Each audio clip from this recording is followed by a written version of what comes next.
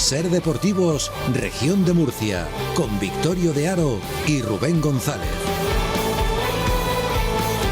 ¿Qué tal, familia? Buenas tardes, aquí estamos, Ser Deportivos, Región de Murcia, 2 de febrero, 3 de la tarde, 20 minutos, o lo que es lo mismo, último día, últimas horas para que cierre el mercado de fichajes invernal, donde nosotros particularmente estamos pendientes del Real Murcia y del Cartagena. Ya saben que, por supuesto, permiso a Carlos Alcaraz, que hizo historia consiguiendo su 7º Grand Slam después de superar a Novak Djokovic con remontada. Vamos a escuchar las reacciones de la gente, las reacciones, por supuesto que sí, de las personalidades, y vamos a dar un poco más de luz en torno a esta celebración de Carlos Alcaraz y de cómo lo ha conseguido. Entre tanto, hablaremos de la jornada de resultados de la Primera Federación, pero insistimos, ya saben que a los periodistas nos gusta mucho hablar de fichajes, de nombres y de estas últimas horas. Bien, luego vamos a intentar apuntarlo todo con el Cartagena, que perdió también por su parte 2-0 contra el Hércules en el Rico Pérez. Hablábamos ya del empate a 0 del Real Murcia contra el Teruel, de los nombres propios, pero también, por supuesto, de la apoteósica, vamos a decir, victoria en el Palacio de UCAM Murcia. Rubén González, muy buenas. ¿Qué tal? Buenas tardes. Sí, la proeza. ¿Te gusta? ¿Te gusta? Apoteósica, sí, proeza. Bueno, sí, proeza también está bien. Una proeza.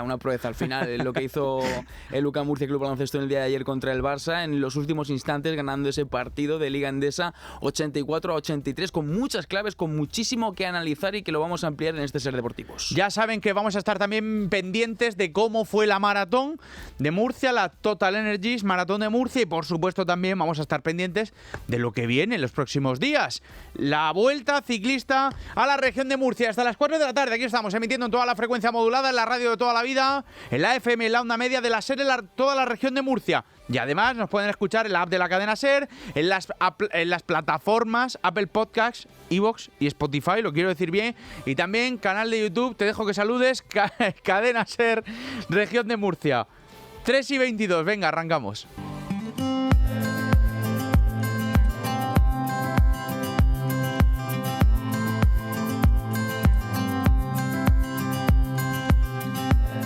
Y vamos a estar pendientes del 7º Grand Slam, por supuesto, que ha conseguido Carlos Alcaraz, el tenista más joven en tener todos los majors en la historia del tenis.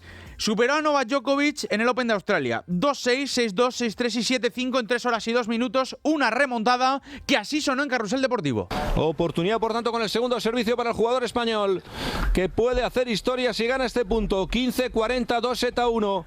Sirve Djokovic, el resto de Carlos de revés a 2 manos. La derecha de Djokovic se va. ¡Adiós! ¡Se acabó el partido! Carlos Alcaraz hace historia de nuevo. Acaba de ganar el Open de Australia por primera vez en su carrera por 2-6, 6-2, 6-3, 7-5 ante el mejor jugador de la historia, Novak Djokovic. Se abrazan los dos jugadores. Carlos Alcaraz consigue ser el jugador más joven en completar el Grand Slam tan solo con 22 años. Ya sabes, su 7º Grand Slam. Eso es, tornadijo, nos ponen los pelos de punta, esa celebración que ya pasa a la historia para el deporte de la Región de Murcia y evidentemente para el deporte de toda España, donde además recuerdo que Carlos Alcaraz emocionó y superó y conmocionó a propios y también a extraños, por supuesto, así con sus declaraciones. Bueno, si te digo la verdad, ahora me acuerdo de la gente que ha dicho que no lo iba a conseguir. Sinceramente, que no lo iba a conseguir, que pensaban que iba a venir aquí a Australia y no iba a pasar de cuartos, que iba a venir aquí a Australia y no iba a jugar a un buen tenis, a los que no creían en mí. Me acuerdo de esa gente, si te digo la verdad. Parece irónico cuando en teoría me debo de acordar de mi gente, de mi equipo, de todo lo que hemos trabajado, pero al final esa mentalidad, no sé, es la que me ha venido ahora. Y eso que no he venido aquí para decirle a nadie. Bueno, qué nivel, qué barbaridad, qué demostración de tenis y además qué declaraciones. Pedro Fullana, cadena SER, muy buenas. ¿Qué tal? ¿Cómo estás? Muy buenas. No sé si a ti también te sorprendieron. Sí, me sorprendió que fuera tan tajante, que fuera tan crítico, por decirlo de alguna manera, después de una victoria tan importante en su carrera deportiva como es convertirse en el joven más, en el tenista más joven en toda la historia en ganar los 4 grandes, con los éxitos que está consiguiendo. Bueno, pues que de los primeros que se acuerde sean de aquellos que aventuraban que no iba a ganar, de aquellos que, bueno, pues criticaban un poco a Carlos Alcaraz. Me sorprende que sea así, porque hasta ahora no lo había hecho nunca, no había sido tan no beligerante, pero sí tan explícito en una situación que, bueno, pues que al final le da importancia cuando pensábamos que no se la daba, y sí me sorprende que sea de los primeros que dice se ha acordado. Total. Y entre tanto, al margen de esto, que tiene que ver evidentemente por lo de Samu López, lo de Ferrero, la situación del cambio de entrenador, cómo ha cambiado el saque, ya lo vimos, pero es que incluso si el que hace más ace es el rival, Carlos Alcaraz tira de juego, tira de esparpajo, tira de dejadas, tira de hacer correr primero a Zverev en la semifinal, y ayer con un juego súper completo contra Novak para cargarse al rival que tenga enfrente. Y yo creo que esa versatilidad es a fin de cuentas lo que le hace ser tan importante, ¿no? Yo creo que es que Carlos es muy bueno. Carlos es muy bueno, es muy inteligente, está demostrando que su madurez es increíble, que está aprendiendo de un año para otro una barbaridad, y que al final, pues si tú eres muy bueno, eres inteligente, gestionas bien los partidos y encima estás aprendiendo todo aquello que estás haciendo mal en el pasado y que estás consiguiendo mejorarlo en el futuro, pues tienes lo que hemos visto en este Abierto de Australia. Hemos visto que con el saque ha sido diferencial, ha conseguido mejorar una faceta donde ya mejoró mucho el año pasado, pero con ese último cambio que ha hecho Samu López en la pretemporada para trabajar precisamente en una mejoría, pues ha sido clave a la hora de ser más fiable, más contundente, de ser quien de verdad haya llevado la iniciativa en todos los partidos hasta el encuentro frente a Zverev. Y ahí vimos a un Carlos Alcaraz que es capaz de sufrir, de sacrificarse, y en los momentos que parece que es imposible revertir una situación por los calambres, es capaz de gestionar un partido absolutamente increíble. Yo creo que aprendió mucho de aquella semifinal frente a Novak Djokovic, donde le pasó algo parecido, y quizás la juventud, el miedo, el no saber cómo poder lidiar con eso, te hace perder un partido, y ahí en la templanza que tuvo frente a Zverev le llevó a ganar una semifinal que parecía absolutamente imposible, a esperar su momento, su oportunidad, sin ceder terreno. Y luego en la final, pues no desesperó. Vimos a un Djokovic que salió absolutamente al ataque, teniendo claro que sus opciones pasaban por un partido corto, ser agresivo y con buenos primeros. Lo consiguió en el primer set. Carlitos no estuvo a su nivel, pero en lugar de que le entrara el pánico, el miedo escénico por la final en la que estaba y contra quien estaba jugando, al contrario, tuvo la templanza y la serenidad de meterse en el partido, de hacer su tenis, de ir a mejor, y a partir de ahí ya dominar incluso el encuentro en los 3 sets siguientes. Yo creo que Carlitos es absolutamente increíble que con 22 años tenga el repertorio que tiene, la capacidad de ganar en todas las superficies como tiene, y luego la templanza de saber gestionar como está gestionando los partidos, que le llevan a eso, a lo que está consiguiendo, que son ya 7 Grand Slams, igualando a mitos como John McEnroe o Mats Wilander. Que se dice pronto y que acaba de arrancar además, Pedro, la temporada. Estamos a 2 de febrero. ¿Y qué tiene por delante? ¿Cómo está el calendario del tenista murciano? Bueno, yo creo que Carlos ha aprendido algo que es muy bueno para él, sobre todo a la hora de dosificar el cuerpo, que es a descansar. Sí. Es verdad que después del US Open el año pasado, por ejemplo, se criticó mucho que no estuviera con España en la Copa Davis en Valencia, pero la realidad es que después de un sobreesfuerzo como se hizo en el US Open, ganando el título, y cambiar de superficie para volver otra vez a pista dura, pues no es muy recomendable cambiar de superficie con tan poco tiempo, con tanto viaje y después de tanto estrés. Recordamos que ya en la previa del US Open varió su hoja de ruta precisamente para intentar llegar con más frescura al US Open, y lo consiguió. Y este año hemos visto como Carlos directamente no ha hecho torneos previos a Australia, le ha ido muy bien, ha llegado en un gran momento de forma, descansado, y ha podido exigirse al máximo, y ahora, nada más llegar a Europa, prácticamente la semana que viene se tiene que ir a Rotterdam para jugar un torneo que ganó el año pasado. ¿Qué pasa? Que si vienes de ganar a Australia no necesitas jugar. Y claro, yo creo que es una gran decisión renunciar a Rotterdam para descansar, que para mí tiene que ser la prioridad ahora mismo, una vez que has conseguido un título de este nivel, y ya pues enganchar otra vez con el calendario en Doha. Porque no tienes que llevar tu cuerpo al límite. Hemos visto casos como por ejemplo el de Rafael Nadal, como su carrera ha estado muy marcada por las lesiones. Yo creo que Carlitos ahora tiene la oportunidad de saber que él va a estar luchando por todos los grandes, claro, por los Master 1000 que quiera, y que por tanto el calendario tiene que ser en base a eso, descansar y luego poder competir al máximo nivel como está haciendo, porque si es capaz de tener un cuerpo que le respete, que evite las lesiones y que esté al máximo en los torneos importantes, bueno, pues yo creo que estamos ante un elegido para hacer cosas muy importantes. Lo firmo y además recuerdo cómo en los años anteriores siempre el llegar a la gira asiática le suponía terminar desgastado físicamente. Querido, que nos alegra, estamos todavía de celebración con el Open de Australia, vamos a seguir repasando cosas y a ver qué tal se vivió anoche en el Palmar. Un abrazo, gracias. Se vivió muy bien, estoy convencido, y lo mejor de todo es que tenemos un tenista que nos va a dar muchas alegrías durante muchos y muchos años. Ojalá que sí. González, más cosas. Más cosas como, por ejemplo, las reacciones, las celebraciones de los vecinos del Palmar en ese programa especial, en el A Vivir, que son 2 días, Región de Murcia, que tuvimos ayer domingo. Bastante sólido, vamos a por él, nos lo vamos a comer, si lo vamos a reventar, y cuando se canse un poquito el partido es nuestro. Esto es, no se puede perder, no. Pues nosotros somos de la playa y hemos venido aquí al Palmar exclusivamente porque adoramos a Carlos, hombre, y hemos venido a hacer un poquito de fuerza aquí en su tierra natal. Pues estoy un poco nervioso porque quiero que hagamos historia. Sí, yo confío en que Alcaraz, si saca el primer saque bien, lo gana. Estamos eufóricos aquí esperando a que gane Carlito Alcaraz porque es un orgullo para España. Muchas gracias, aquí animando desde el pueblo a nuestro héroe y aquí dándolo todo por nuestro héroe. ¡Siempre contigo, Carlos! Ha sido un espectáculo, un ambiente maravilloso y me ha hecho muchísima ilusión verlo de verdad ganar. Te lo pasaste pipa, ¿eh? Tengo que decir que da gusto hablar con la gente eufórica, O sea, que no es cuando paras normalmente a la gente para preguntarle, no sé, tenemos compañeros que les preguntan por la situación, por cualquier tema. Pero claro, estás allí, está la gente celebrándolo, está la gente abrazándose con el desconocido que está también celebrando. Es como si fuera una celebración de un gran título y todos son partícipes. Y claro, tú ahí aprovechas para meter el micrófono.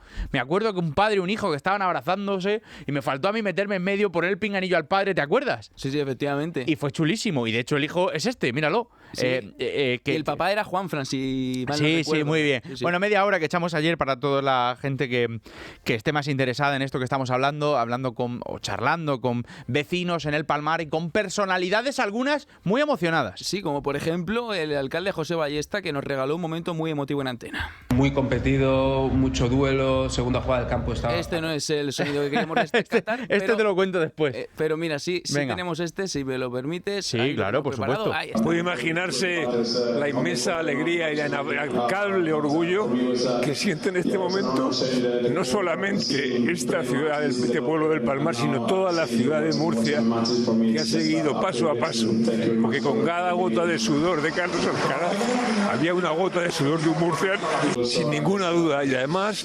haciéndolo desde la modestia, desde la humildad, desde la serenidad y la normalidad con lo que hace Carlos, porque la gente de Murcia es gente normal que hace cosas excepcionales. El alcalde de Murcia totalmente emocionado en esos ratitos de radio que tuvimos en el programa especial, visiblemente emocionado, y ya lo han podido escuchar. Estuvimos hablando también con Miguel Ángel Noguera, con el concejal de Deportes, con Verónica Sánchez, la alcaldesa pedánea, entre otras personalidades también ilustres en el día de ayer. Yo calculo que unas 500 personas que estuvieron primero en la parte de dentro, pero sobre todo en la parte de fuera, que había mucha más gente, se hizo en un recinto cerrado por las posibles inclemencias meteorológicas, pero finalmente lució el sol en el Palmar durante el domingo, y claro, la gente fue poco a poco, conforme empezaba el partido, conforme salía el sol, a la pantalla gigante que había en la parte de fuera del centro joven de los Colorines. Y ya te digo que fue una auténtica fiesta. Desde aquí nuestra enhorabuena a la gente del Palmar, a los vecinos, por supuesto a Carlos Alcaraz y a todos los organizadores que hicieron que la fiesta de ayer fuera un éxito en Melbourne, pero sobre todo también en el Palmar.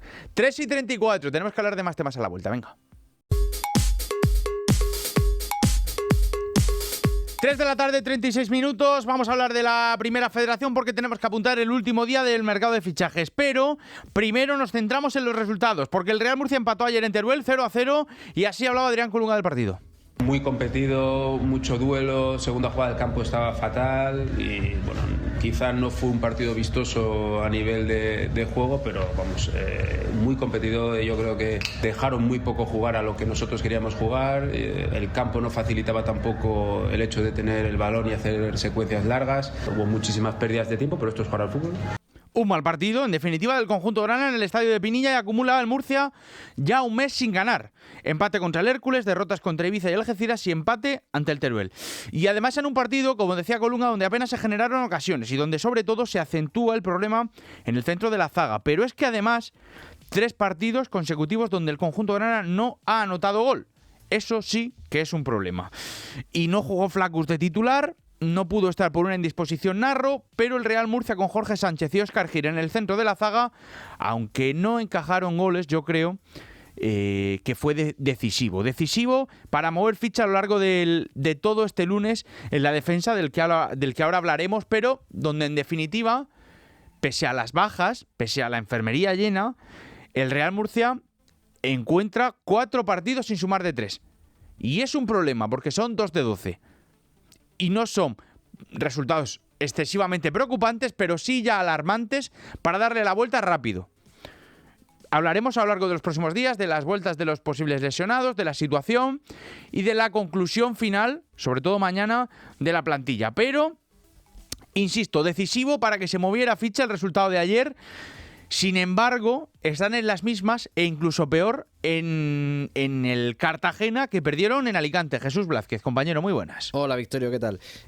Un partido en el que el nuevo Cartagena de Raúl Guillén pues empezó con el pie cambiado, porque ni siquiera el técnico pudo sentarse en el banquillo del José Rico Pérez para dirigir a los albinegros frente al Hércules.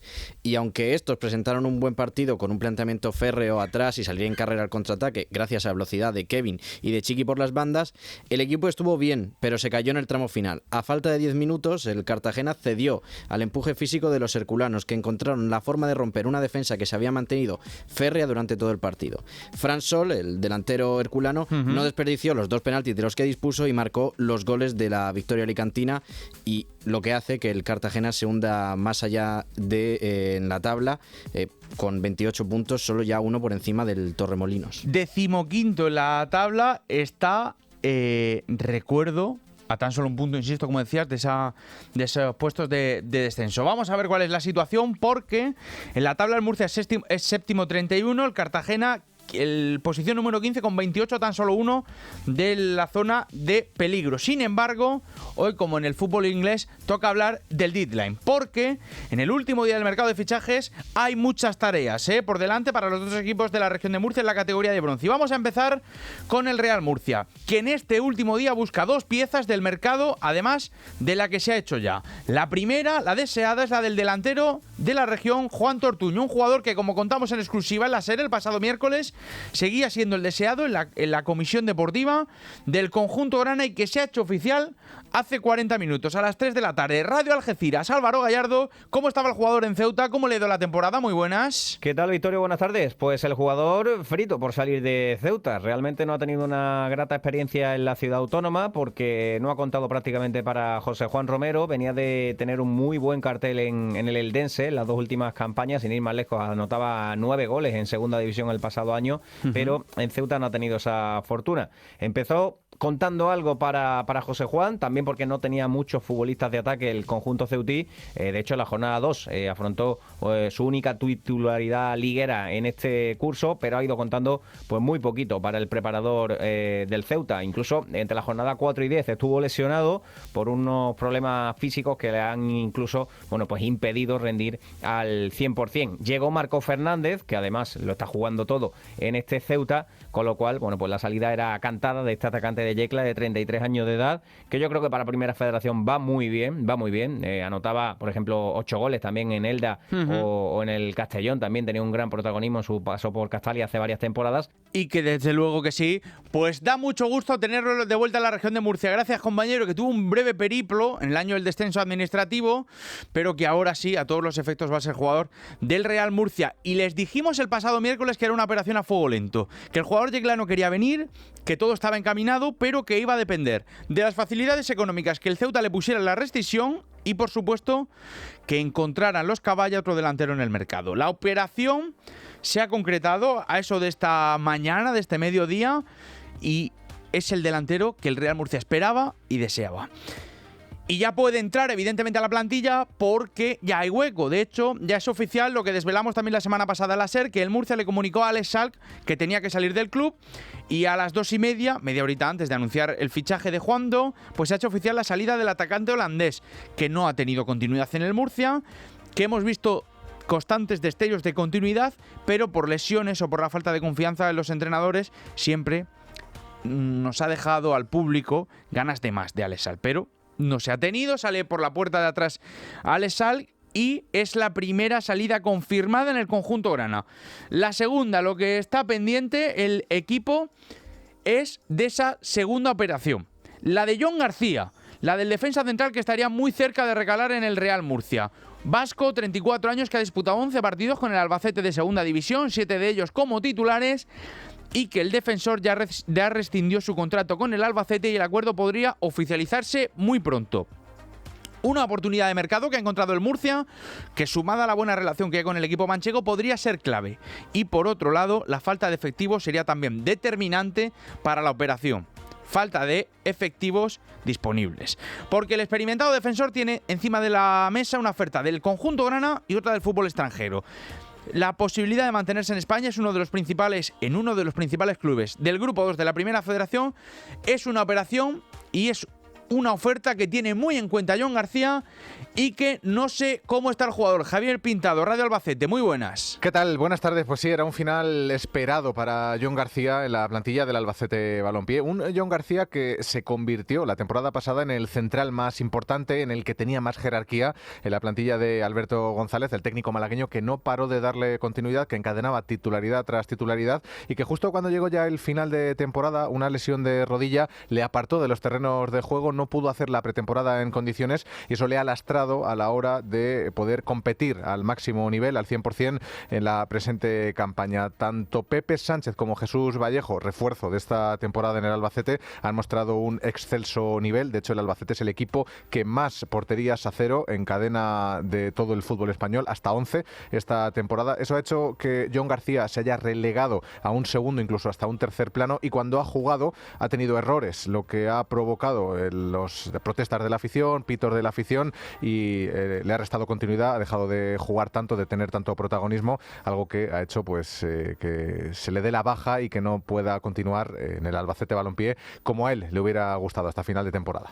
Gracias, Javi. Su llegada, por tanto, si se contrasta y se confirma a lo largo de las próximas horas, provocaría un overbooking en la zaga, porque 5 centrales en una plantilla de Primera Federación donde ahora mismo hay 3 lesionados apunta complicado. Y según pudimos contar anoche en la web de Radio Murcia, el entorno de Anchón Jasso ya sabría cuál es el plan de Pedro Asensio y su comisión deportiva: sacar al defensor navarro, a un Anchón Jasso que a sus 28 años ha tenido una etapa controvertida en el Real Murcia porque llegó de la mano de Asier Goiría, no tuvo un nivel extraordinario, renovó con Asier Goiría, pero la grave lesión de rodilla a principios de temporada le ha mantenido fuera. Solo ha jugado 7 partidos, 5 de ellos de titular. Y encima, desde hace un par de semanas, tuvo una nueva rotura muscular que le ha dejado en jaque hasta mediados del mes de febrero. ¿Qué ocurre? Que el Murcia está pendiente de cerrar a Jon García, Vasco, para sacar a Anchón Jasso. Esas son las 2 operaciones, pieza por pieza, que el Murcia quiere. Una la ha concretado ya, otra espera cerrarla en las próximas horas. Está expectante el conjunto grana. Estos son los planes, pero es que además no descartan incorporar a un centrocampista sub-23 en el centro del campo. Información 3:45 Radio Murcia, nos llegaba de hace unos minutos. No descartan incorporar a un centrocampista sub-23 el Real Murcia. De hecho, tiene la posibilidad hasta esta noche, porque el Murcia busca un pivote, ya que tiene que completar el centro del campo con Isi Gómez y Secu, porque a la vista está de que Antonio David no cuenta para Adrián Colunga. Y la comisión deportiva está buscando en estas horas que quedan de mercado para, insisto, incorporar a un pivote defensivo antes de que llegue las 12 de la noche. Esta es la última hora del conjunto grana. Ya ha sacado a Salk, ya ha incorporado a Juanto, espera incorporar, insisto, a Jon García para sacar a Anchón Jasso y buscan en estas últimas horas de mercado un pivote defensivo sub-23. Insisto, la última hora del conjunto grana. Ahora en el Cartagena también, por cierto, hay muchas tareas por hacer. En el Cartagena, insisto, están muy próximos a anunciar o a desbloquear el acuerdo con José Antonio Ríos Reina, el exmiembro, el exfutbolista, que cuando se le comunicó la salida, en su momento no quiso llegar a un acuerdo, fue despedido, se pactaron unos plazos y uno de ellos pues ha sido incumplido y desembocó hace unos días en una nueva situación de jaque los derechos federativos. Hasta aquí, ok. Bien, en las últimas semanas las negociaciones han avanzado y concretamente y sobre todo en este fin de semana, donde además fuentes a las que ha tenido acceso la SER declaraban que el acuerdo estaría muy cerca de ser oficial. Cito entre comillas. Así pues, por tanto, si se desbloquean durante estas horas los derechos, en la Rambla de Benipila tienen trabajo por delante. Porque en cuanto a los fichajes, la dirección deportiva mantiene apalabrado desde hace unos días a Willy Chatílez, extremo sub-23, que incluso hoy no ha entrenado con su equipo, con el Huesca de la segunda división. Extremo chileno que apenas ha jugado más de 100 minutos en el conjunto oscense y que a sus 20 años tiene mucho futuro por delante. ¿Cómo es el jugador? Luis Abadías, Radio Huesca, muy buenas. ¿Qué tal? Buenas tardes. Pues un futbolista chileno que llegó a la cantera de la Sociedad Deportiva Huesca, que ha dado el salto al primer equipo, pero donde no está teniendo oportunidades. Así que por lo tanto lo mejor ha sido su salida para que pueda tener minutos en lo que resta de temporada. Bien es cierto que Willy estuvo en el Mundial Sub-20 y que por lo tanto se perdió gran parte de la competición en el arranque y eso ha hecho pues que todavía fuera más difícil para él encajar en este equipo. Ni Sergi Guilló ni ahora John Pérez Bolo han contado con Willy. El Huesca además se está reforzando hoy mucho y precisamente una de esas posiciones es la que juega Willy, así que por lo tanto se ha decidido su salida. Es un jugador que tiene mucha verticalidad, es muy rápido, tiene buen desborde y veremos a ver si puede cristalizar ese trabajo con un buen resultado ahora en el Cartagena, porque la Sociedad Deportiva Huesca quiere seguir contando con Willy de cara al futuro, aunque de momento, como decimos, sin sitio en el equipo, se ha decidido por una opción de cesión que es sin duda lo mejor para el futbolista. Gracias, Luis, un saludo, un abrazo. Estamos pendientes, por tanto, de que se desbloqueen los derechos del Cartagena, de que se incorpore a Willy, que está apalabrado en el conjunto albinegro, y además el Cartagena cuenta o va a contar con una ficha senior más para rastrear el mercado, porque Nacho Sánchez o Ander Martín tiene muy difícil continuar. Uno de los dos se va a quedar, otro de los dos va a salir. Se le comunicó a principios de mes a los dos que no contaban, pero cosas del mercado, cosas de las situaciones contractuales, pues uno se va a quedar y otro parece que se va a ir. Por tanto, el Cartagena busca en estas últimas horas un atacante, véase delantero centro, véase media punta, y un defensa central. Quieren hacer dos fichajes a lo largo de hoy. Uno Willy y otro una pieza que, insisto, encuentren y que sean de su agrado en el mercado. Un atacante, delantero, media punta y un defensa central. Y son alternativas que evidentemente necesita el conjunto grana en la plantilla. Y que a las 3:49 se lo vamos a contar todo hasta las 4 y además, por supuesto, en nuestra página web, Radio Cartagena, Radio Murcia, Radio Lorca, en la región de Murcia, vamos a estar informando minuto a minuto hasta las 12 de la noche. Venga, 3:49, seguimos. Decíamos que apoteósico, pues así evidentemente vivimos anoche la victoria de Lucas Murcia contra el Barça en el Carrusel Deportivo. Noticia, Palacio de los Deportes, Murcia, baloncesto, Rubén. A ver cómo te lo explico, Garrido, la historia la está escribiendo UCAM Murcia. Se acaba de llevar el partido ante el Barça en un final totalmente agónico, con Nakic al triple, posesión azulgrana y defensa inmaculada. Tiros libres de Vesely, falló el primero, falló el Qué pasada lo que vivimos, en definitiva, desde la previa al ambientazo en el Palacio, González. Sí, yo te diría que uno de los partidos más completos de UCAM Murcia esta temporada, y eso que ha tenido bastantes, en esta victoria 84-83 ante el Barça, con algunas claves que son interesantes de desgranar, como por ejemplo que el UCAM Murcia circunstancialmente en este partido solo estuvo por delante nada más que 14 segundos. Vaya. Para que se hagan una idea. El tramo final. Efectivamente, con ese triple final de Nakic dando la victoria al equipo murciano. Luego la dureza mental de UCAM Murcia, sobre todo si tenemos en cuenta el último cuarto, porque llegó a perder, sobre todo creo que fueron 16 puntos, estoy hablando de memoria, 16 puntos en el primer cuarto con un parcial de 10-26, aunque poquito a poco el equipo de Sito Alonso fue creyendo, fue madurando en el juego y haciéndose muy fuerte. Luego otra de las claves importantes de este partido yo diría que fue la dupla de Julius Keiko, que fueron los grandes impulsores para mí en la remontada remontada, aunque también hay actores importantísimos, como por ejemplo ese pase de Dylan Ennis para Nakic, que pues, hace que meta el triple y que de alguna manera pues se cante la victoria en el Palacio de los Deportes. Luego el Barça dominando pero no rematando la jugada en muchas ocasiones y tramos de partido donde parecía que lo tenía todo prácticamente ganando, o ganado en este caso, donde 39 minutos 47 segundos fueron para el Barça, si hablamos de guarismo, si hablamos de marcador, durante todo el partido. Otro de las claves, los tiros libres, que fueron un auténtico lastre para el FC Barcelona, donde con un 12 de 21 en la línea del tiro libre, bueno, pues incluyendo estos dos últimos fallos de Vesely, que además fueron bastante groseros y muy llamativos, sintiendo la presión del Palacio de los Deportes, hacen que el FC Barcelona pierda el encuentro. Y luego, no puede ser de otra manera, y no por acabar es menos importante, sino que encima es el broche, el Palacio, que fue absolutamente diferencial en el partido.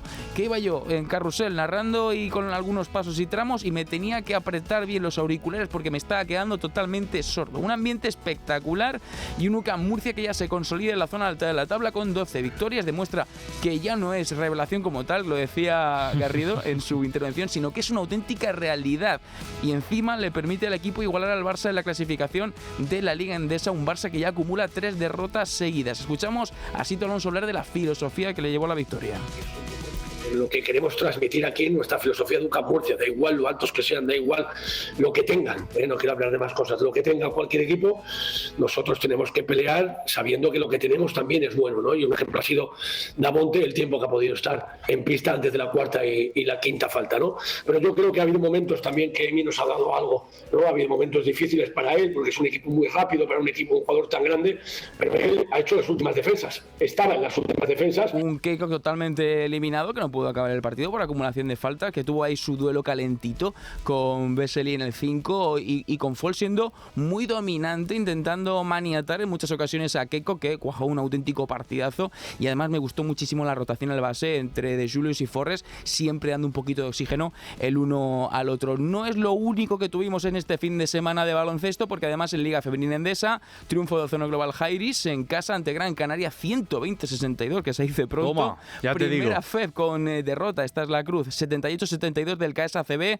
ante la Lega Cantabria, y en segunda FEB tuvimos triunfo del Ciudad Molina Básquet contra Salou 69-74, Victorio. Totalmente, y además hay que recordar primero lo que fue y luego lo que va a ser. Este fin de semana tuvimos el Total Energies Maratón de Murcia, González. Sí, donde tuvimos protagonistas, nombres propios, como por ejemplo, si hablamos de Peter Karikuri y Dominika Stelman, que fueron los nombres propios del Total Energies Maratón Murcia Costa Cálida. Más de 11.000 participantes, que también se dice pronto, una cifra récord, y que poquito a poco cada año se van sumando a esta prueba en la ciudad de Segura, con una barbaridad de nacionalidades, con el soporte técnico, con muchísimos patrocinadores que se van sumando, además del gobierno regional, el Ayuntamiento de Murcia, y la capacidad de albergar un evento de esta magnitud como es en la ciudad de Murcia, un auténtico maratón con 3 pruebas, la 21K, la 42K, que es el maratón, y también la 10K. Sí, correcto, y que fue una fiesta en la capital del Segura. Gracias, González. Y además,